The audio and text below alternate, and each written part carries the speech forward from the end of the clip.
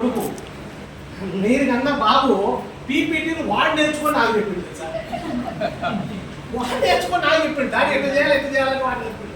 వాడి నాకు ఇంటింతే దోసపోతుంది నేను ఏదైనా ఆ ఇంటి వాడిచ్చాడు. నేను ఆ రోజు నుంచి ఇప్పటివరకు ఏ రోజు కూడా తిరిగి చూడలేదు, తిరిగి చూడడం ప్రతి విషయం కూడా నేర్చుకోవడానికి ఇష్టపడతా. ఫస్ట్ అది చెప్పాను కదా, నేర్నాన్ని ఎప్పుడు నేర్నాన్ని కాదు, నేను నేర్నాన్ని అర్థం చేసుకున్నాను.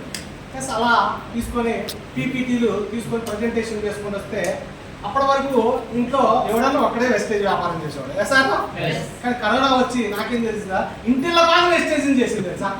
ఎందుకని చెప్పనా, అసలుకి రోగం ఎందుకు వస్తుంది, మనిషికి జబ్బు ఎందుకు వస్తుంది, జబ్బు వచ్చిన తర్వాత ఏం చేస్తున్నారు, అసలు జబ్బు రాకముందుకు ఏం చేయాలనేది ప్రజెంటేషన్ చేయడం మొదలుపెట్టారు. రోజు ప్రజెంటేషన్ చేస్తుంటే ఉదయం మధ్యాహ్నం సాయంత్రం రోజు 3 ప్రజెంటేషన్లు ఉంటాయి. 3 ప్రజెంటేషన్ ఇంటిలో బాగా కూర్చొని ఉంటాం. ఇంటిలో బాగా ఏం పర్లేదుగా, తింటాను కూర్చోండి, చేసుకోవడం తింటాను కూర్చోవడమే. ఇంటిలో బాధ ఇంట మొదలు పెట్టేసరికి వాళ్ళు రోజుకు వాళ్ళ ఫ్యామిలీలో ఒక్కళ్ళు వాడాల్సింది. అప్పటి వరకు ప్రొడక్ట్ వేస్ట్ ప్రొడక్ట్, ఆ ప్రొడక్ట్, ఈ ప్రొడక్ట్, వాళ్ళందరూ ఆ మాటలు విని ఆటోమేటిక్గా కనెక్ట్ అయ్యి రోజు వాళ్ళు ఒక్క స్పిన్లో వాడాల్సింది రోజు ఇంటిలో బాధ నలుగురుంటే ఒక్కొక్కళ్ళు ఒక్కొక్కసారి 3 టాబ్లెట్లు 4 టాబ్లెట్లు చెప్తే ఆ 10 రోజులు కూడా రాకపోయింది ఆ టాబ్లెట్. అంటే బాటిల్ ఇంటిలో బాధ వాడటం మొదలు పెట్టారు. ఇంటిలో బాధ వాడుతుంటే నా బిజినెస్ పెరిగిద్దా తగ్గిద్దా? నాకు తెలియకుండా 3 లక్షలు కాస్త 3.5 లక్షలకి, 3.30, 3.20, 3.30, 3.40, 3.50కి 3.5 లక్షలు వస్తుంది.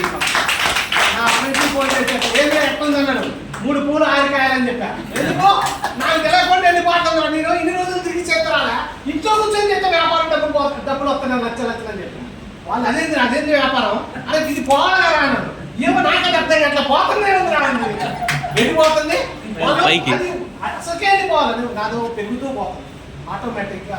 అక్కడి నుంచి గట్టిగా పట్టుకుంటే బిజినెస్ స్టార్ట్ అయింది. మళ్ళీ సీరియస్గా తీసుకుని 3.5 కాస్త 3.60, 3.60 కాస్త 3.70, 3.70 కాస్త 3.20, 3.80 కాస్త 4 లక్షలు, 4 లక్షలు కాస్త 4.20, 4.20 కాస్త 4.30 కాస్త 4.35, 4.35 కాస్త హైయెస్ట్ ఇన్కమ్ ఒక నెల ఇన్కమ్ 4,44,504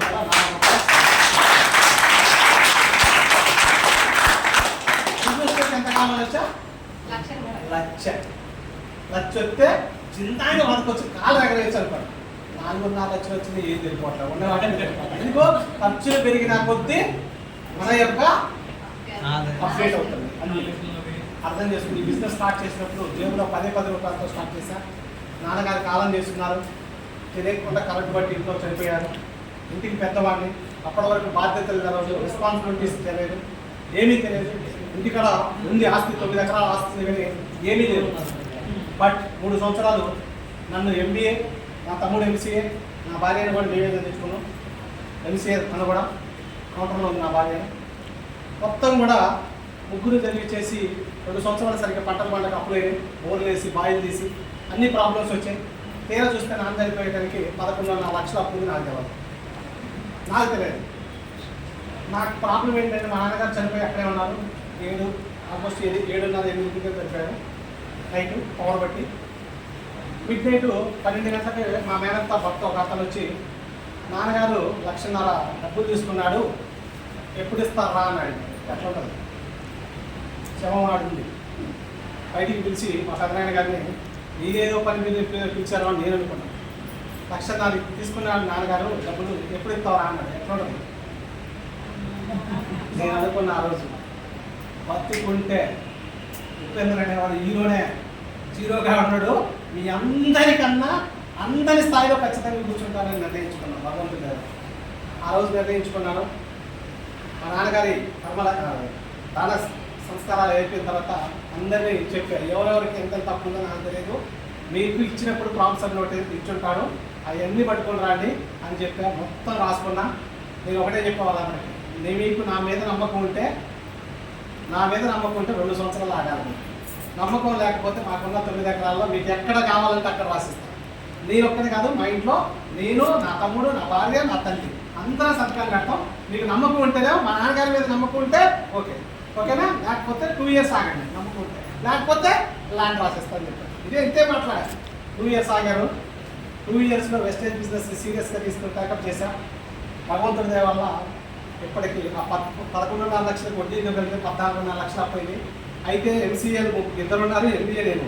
చేస్తే జాబ్ చేయాలి, జాబ్ చేస్తే జీతం వస్తుందని జీవితం కాదు. అర్థమైంది, చేసి వచ్చాను కదా పని చేసుకుని. అయితే వ్యవసాయం చేయాలి, లేకపోతే లేదు, ఆప్షన్ లేదు నాకు.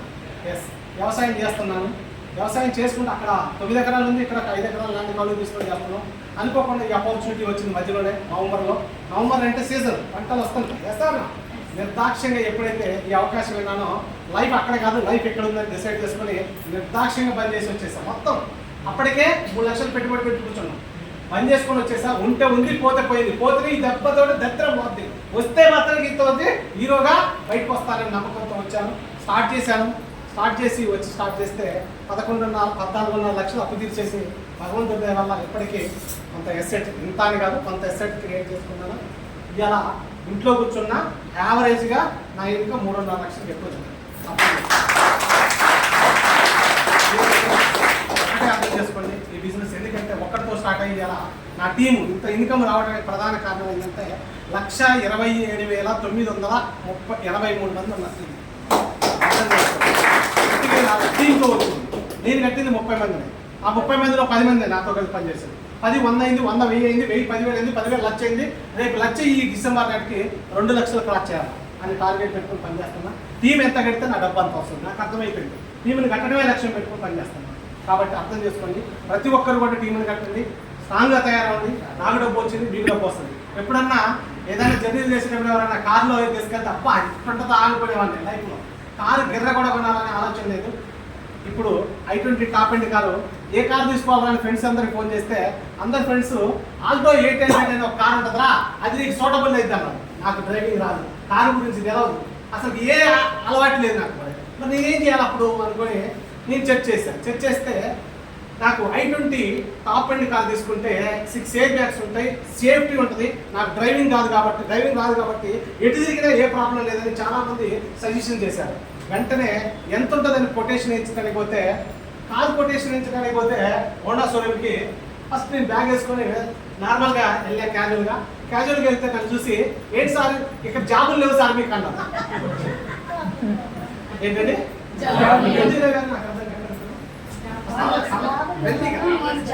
జాబ్ చేయడానికి పోయినా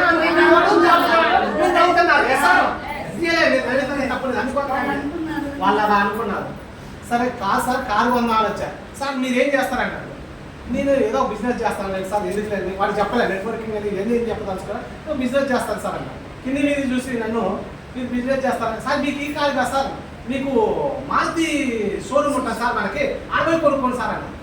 నేను ఈ కారు కొందామని వస్తేనే ఈడో ఇంకో కారు వెళ్తేనేది నా ఇష్టమా వాడి ఇష్టమా, నా ఇష్టం అనుకొని సార్ నేను పోయి టేబుల్ దగ్గర టేబుల్ ఉంటే రౌండ్ టేబుల్ ఉంది, అట్టే కూర్చున్న తర్వాత సార్ కూర్చున్నారు, కొటేషన్ వేస్తాను. ఏంటి సార్ దానికోసం వచ్చాను. కొటేషన్ వేశాడు. కొటేషన్ తర్వాత మీరు ఐటీ కడతారన్నారు. నాకు ఐటీ ఏంటి తెలియదు, అప్పుడు ఐటీ ఏంటి తెలియదు, నాకేం తెలియదు. సార్ నేనేం కట్టట్లేదు సార్ అన్న. మీకు ఇన్కమ్ ఎంత వస్తుంది, నెల జీతం ఎంత వస్తుంది సార్ అన్న. నా జీతం రా సార్, కమిషన్ వస్తుంది అన్న. మీ కమిషన్ ఎంత వస్తుంది సార్ అన్నాడు. నేను చెప్పాను నా కమిషన్ వచ్చేసరికి 1,80,000 నుంచి 2 లక్షలు ఇట్లా వస్తుంది సార్ అని చెప్పాను. చెప్తే వాడు నమ్మలే. సార్ మీ స్టేట్మెంట్ ఏంటి సార్ అన్నాడు. నాకు అప్పటి వరకు స్టేట్మెంట్ తెలియదు, మనకు ఆన్లైన్లో తెలియదు అప్పటి వరకు. నేను పాస్బుక్ నాకు ఎప్పుడు బ్యాంక్లో ఉంటుంది, పాస్బుక్ తీసి వాడికి ఇచ్చాను. ఇలాగనే దాన్ని 3-4 పేజీలు ఇటు వెనక్కి 3-4 సార్లు తిప్పి నాకు అర్థం కావట్లా, వీడికి అర్థం కావట్లేదా, ఎందుకు తిప్పుతున్నా అర్థం కదా. వాడు అది తిప్పుతున్నా ఒక్కని వస్తాడు, అది తిప్పుతున్నా ఒక్కని వస్తాడు. ఎందుకంటే నెలకి 1,70,000, 1,70,000, 1,80,000, 1,90,000, 2 లక్షలు, 2,10,000 ఎట్లుంది ఇన్కమ్. వాడు అది పట్టుకొని గబగబా ఉరుకుతాడు. వీడేది నా బుక్ తీసుకుంటాడు, నేను వాడు ఎడకపోతాను. పోతే ఆడికి వాడు చేసి పోయి బ్యాంక్ మేనేజర్ వాళ్ళ మేనేజర్కి ఇచ్చాడు. వాళ్ళ మేనేజర్ పిలిచి ఏసీ రూమ్లో కూర్చోబెట్టారు. సార్ థమ్స్అప్ తాగుతారా, లేకపోతే స్ప్రైట్ తాగుతారా అంటారు. అది నేను థమ్స్అప్ స్ప్రైట్ తాగంటే టీ తాగుతారా, కాఫీ తాగుతారా అంటాడు. సరే ఏదో ఒకటి అడుగుతుంది కానీ కాఫీ చేస్తారంటే కాఫీ చేసుకొచ్చిన, కాఫీ తాగా, కొటేషన్ వేసాను. సార్ ఎప్పుడు తీసుకుంటున్నారు సార్, ఇది అన్నాడు. సార్ నేను కొటేషన్ వేయించుకోవడానికి కోసం వచ్చినా, తీసుకోవడానికి రాలే. సార్ అదేంటి సార్ అన్నాడు వాళ్ళ మేనేజర్. అదేంటి కదా సార్, నేను ఎక్కడ తక్కువ వస్తే అక్కడ తీసుకుందాం అనుకుంటున్నా అని చెప్పాను. సార్ ఇంకెక్కడ ఉన్నారన్నారు. నాకు సార్ ఆల్రెడీ నాకు ఖానాపురంలో సార్ తెలుసు నాకు అని చెప్పాను. వాళ్ళ అమ్మకి నేను టాబ్లెట్లు ఇచ్చా మొక్కల లోపలికి, కనీసం నడవలేమనే వ్యక్తికి ఇస్తే ఆమె మెట్లు పైకి ఎక్కి కింది దిగింది. ఆయన ఏమన్నాడంటే, నువ్వు ఏ కారు తీసుకో, నా దగ్గరే తీసుకో, నువ్వు ఎక్కడైనా కొటేషన్ వేయించుకోరా, కొటేషన్ వేయించుకున్న దాంట్లో నీకు 30,000 తీసుకోండి అన్నాడు. నాకు ఇదే ఛాన్స్ కదా, నేను ఎడయించా. ఈ నుంచి పోయినా నల్గొండ నుంచా అది పట్టుకున్నా విజయవాడకి వెళ్ళా విజయవాడలో 4 షోరూమ్లు ఇస్తాయి ఎక్కడ లిస్ట్ వస్తుందో చెప్తాను నేను ఆ లిస్ట్ పట్టుకొచ్చి ఆయనకి ఎసాను నాకు విజయవాడలో లిస్ట్ వచ్చింది ఆ లిస్ట్ తీసుకుపోయి వెంటనే పోయి సార్ ఇది అని పెట్టా టేబుల్ మీద ఓకే నో ప్రాబ్లం నీకు 30,000 డిస్కౌంట్ ఇచ్చేస్తా దీని మీద అని చెప్పేసి కర్ణాకర్ గారని 30,000 ఇస్తున్నాను సార్ కానీ సార్ అని చెప్పా వెంటనే కానీ చేస్తాను మెయిల్ పెట్టా కంపెనీ కొటేషన్ ఇచ్చిన కొటేషన్ పెట్టేసా మెయిల్ పెట్టా 24 అవర్స్లో అకౌంట్లో అమౌంట్ ట్రాన్స్ఫర్ 3,30,000 పడుతుంది ఆ కార్ ఫండ్ వచ్చిన దగ్గర నుంచి ఆ 3,30,000 పెట్టిపోయి తీసుకుపోయి ఇచ్చారు 3,30,000 పెట్టా తీసుకున్నాడు కార్ బుక్ చేసా కార్ బుక్ చేసిన తర్వాత కార్ తీసుకోవాలిగా కార్ వచ్చింది కార్ తీసుకో అంటాడు నాకు డ్రైవింగ్ రాదు అంతేనా కదా నాకు డ్రైవింగ్ రాదు మరి నేనేం చేయాలా నేను మా సార్లో చెప్పిన సార్ కార్ వచ్చిందంటే మరి ఎప్పుడు తీసుకున్నాను డేట్ అంటే నువ్వే ఒక డేట్ ముహూర్తం చూసి పెట్టా మనకు ముహూర్తాలు లేదు సార్ మనమే ముహూర్తాలు కదా అన్నది అందరూ డేట్ పెట్టారు ఆ డేట్కి పెట్టాం పోయినాము మొత్తం 74 మంది కార్ తీసుకోవడానికి నేను పోయినాడికి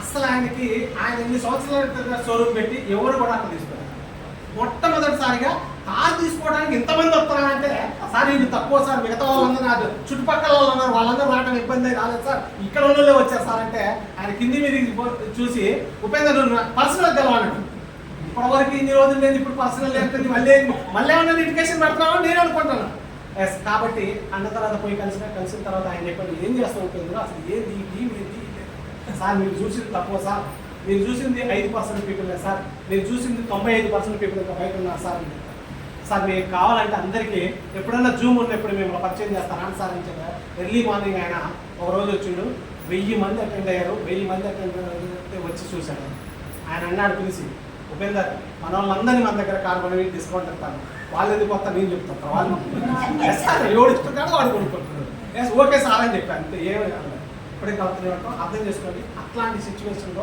ఒక కార్ అయిపోయింది ఇప్పుడు రెండో కార్కి ప్లాన్ చేస్తున్నాం మినిమం ఒక 40 to 50 lakhs car second car plan చేస్తున్నాం అర్థం చేసుకోండి నేను కారు కొట్టమే కాదు నా అండర్లో ఇప్పటికీ 54 మంది కార్ ఫండ్ హెచ్ఓస్ ఉంటే ఇప్పటికీ 32 కార్లు ఇప్పించాను నేను ఫ్లైట్ ఎక్కడమే కాదు ఈ కంపెనీ ద్వారా నేను ఫ్లైట్ ఎక్కడమే కాదు నాతో పాటు 92 మంది ఫ్లైట్ ఎక్కించాను ఇదంతా డ్రీమర్సే కళలు ఉన్నోడికే కళలు సాధ్యపడుతుంది మీ అందరికి కళలు ఉన్నాయా are you dreamer are you dreamer మీ లక్ష్యాలు ఖచ్చితంగా మీరు కూడా బలంగా నమ్మండి మీరు అదే చేసాం మీరు అదే కాబట్టి మనస్ఫూర్తిగా తీసుకోండి ఇంకా హౌస్ ఫండ్ వస్తుంది హౌస్ ఫండ్ కూడా తీసుకోబోతాము రేపు జపాన్కి ఒక ఇంటికి వచ్చేసరికి 2,60,000 ఏమైంది అయితే 2,60,000 నేను నా భార్య ఇద్దరం కలిపి బుక్ చేసుకుంటాం 2,60,000 జపాన్కి వెళ్తాను జీవితంలో జపాన్ దిగిపోతే అన్ని దేశాలు దిగి వచ్చినాయి అర్థం చేసుకోండి రేపు గోవాకి వెళ్తాను దీపక్ సార్ ట్రైనింగ్కి 2 రోజులు ట్రైనింగ్కి వెళ్తాను ఎందుకంటే నా మైండ్ని కూడా ట్యూన్ చేసుకోండి ఎందుకంటే దీంతో ఇది వరకు వచ్చిన ఇక్కడి నుంచి అప్గ్రేడ్ అవ్వాలంటే ఖచ్చితంగా నాలో నేను మార్చుకొని రావాలని ఆ ట్రైనింగ్ కూడా అటెండ్ నేనంటే 18 మంది ఇప్పుడు ఆల్రెడీ అలా 13